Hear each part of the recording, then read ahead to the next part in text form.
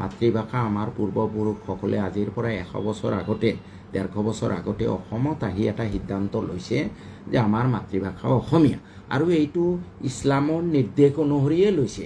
ইছলামত আছে যে হুব্বুল অতনে মিনাল ইমান, স্বদেশ প্ৰেম ইমানৰ অংগ। তুমি যি দেশ, ৰাসূলুল্লাহ সাল্লাল্লাহু আলাইহি ওয়াসাল্লামে কৈছে তুমি যি দেশৰ বায়ু পানী সেৱন কৰি জীয়াই থাকা সেই দেশক সন্মান কৰিবা, সেই দেশক ভাল পাবা, সেই দেশৰ ভাষা সংস্কৃতি গ্ৰহণ কৰিবা।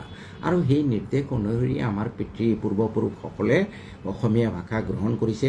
কোনো দুষ্ট চক্ৰই যাতে ঘুণাক্ষৰেও নাভাবে যে আমাৰ এই পূৰ্বপুৰুষে লোৱা সিদ্ধান্তক আমি বদলি কৰিম, আমি বঙালী লিখিম, এইটো আপোনাৰ ইমানটো দুৰ্বল হ'ব, আপুনি মুছলমান হোৱাৰ পৰা খাৰিজ হ'ব।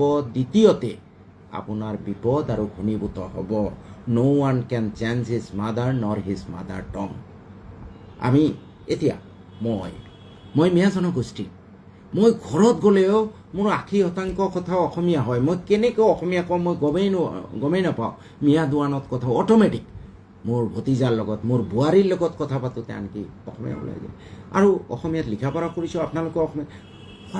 আপোনালোকে ক'ত যাব খোজে বঙালী ভাষা লৈ পেলাই? কি বেনিফিট হ'ব আপোনালোকৰ? গতিকে এই ভুল নকৰিব। আমাৰ পূৰ্বপুৰুষে শুদ্ধ সিদ্ধান্ত লৈছে। 2-4জন মানুহ, 2-4টা সংগঠন আমাৰ প্ৰতি আখেজ ৰাখিব পাৰে, কিন্তু গোটেই অসমীয়া সমাজখন মূলসুঁতিৰ মানুহ বেয়া নহয়, নহ'লে আমি থাকিব নোৱাৰিলোহেঁতেন। বহুত মানৱীয় গুণ বিশিষ্ট মানুহ আছে যাৰ কাৰণে অখিল গগৈ আজি আমাৰ কাষত থিয় হৈছে।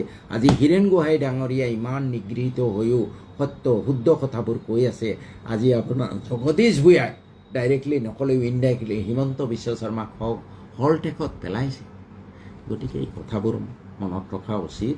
মাতৃভাষাৰ ক্ষেত্ৰত লোকপিয়ল আহি আছে, আমি সকলোৱে একমুখে কোৱা উচিত যে আমি অসমীয়াই লিখিম। আমি কোনোবাই এনমাৰতেৰে গণ্ডগোল কৰিলেও আমি নাই তেওঁক বাধ্য কৰাম যে I know' what my mother tongue is, মোৰ মাতৃভাষা কি মই জানো, মই যিটো কওঁ সেইটো লিখা। যোৱা লোকপিয়লত বহুতে এনমাৰতেৰে গণ্ডগোল কৰিছিলে যে নাই তুমি অসমীয়া ক'লে কি হ'ব, ঘৰততো মিয়া দোৱানত কথা পাতা, গতিকে তুমি বঙালী হয়। এইটো যাতে এইবাৰ হ'বলৈ নাপায়, সেইকাৰণে আমি অলপ বদনামীও হৈছোঁ। বহুত জেগাত এনমাৰতেৰ ভুলৰ কাৰণে এইটো হৈছে। এইটো যাতে এইবাৰ হ'বলৈ নাপায় আপোনালোকে চকু দিব।